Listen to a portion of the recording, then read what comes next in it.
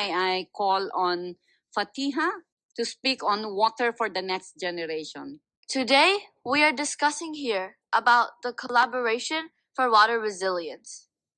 But let me start with a daunting example about the lack of collaboration so that we can understand why collaboration is so important.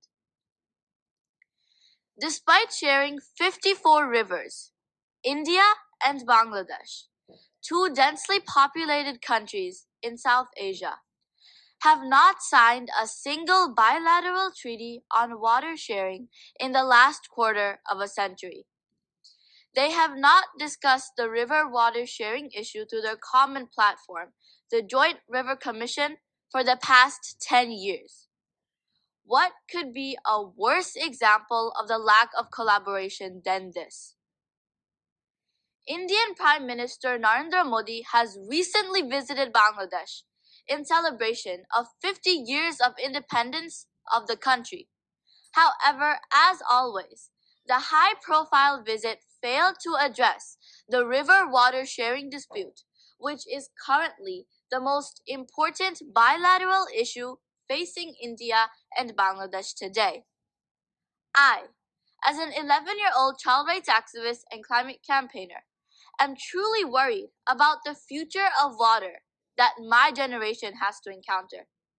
This is why I am scared, anxious, and worried, and I am raising my voice.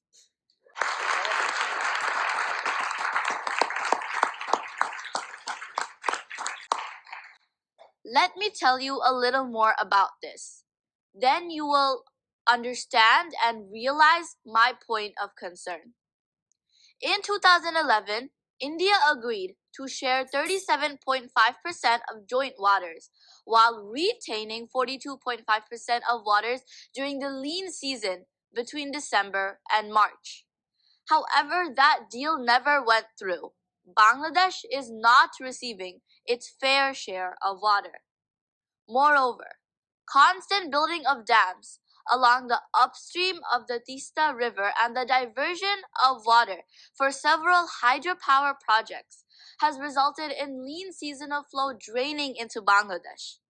Since Bangladesh is a low riparian country, it is naturally sensitive about transboundary water issues as it leads to adverse impacts on agriculture, fishing, and the overall livelihood of people in Bangladesh.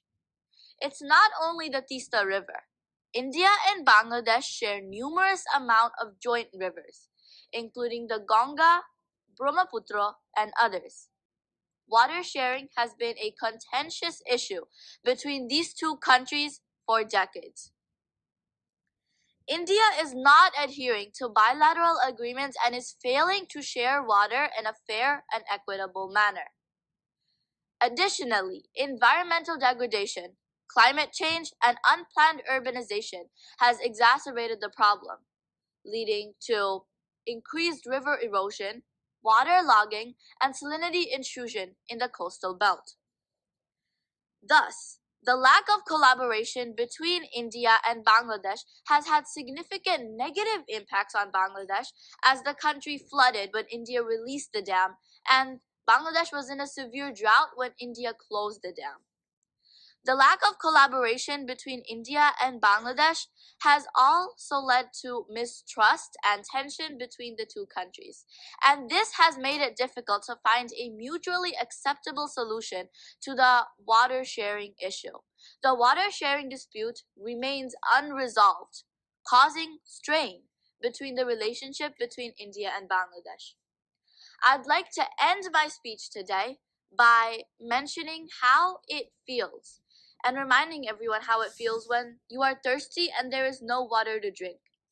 Especially today, just a day before Ramadan, when Muslim people will fast from sunrise to sunset without drinking a sip of water.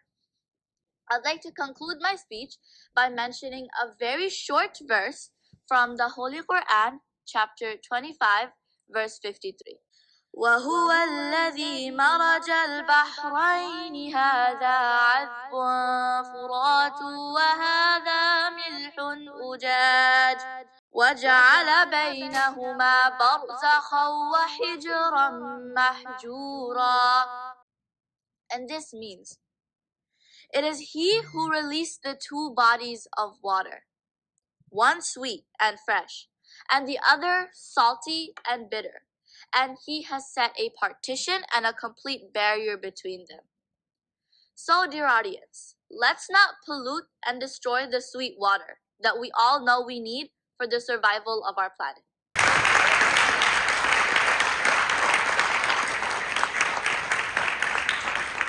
I hope everyone was in a listening mode. I think the message is clear that we all need to work together to protect, and let us mean when we say we collaborate. I think that was the message. Thank you, Fatiha.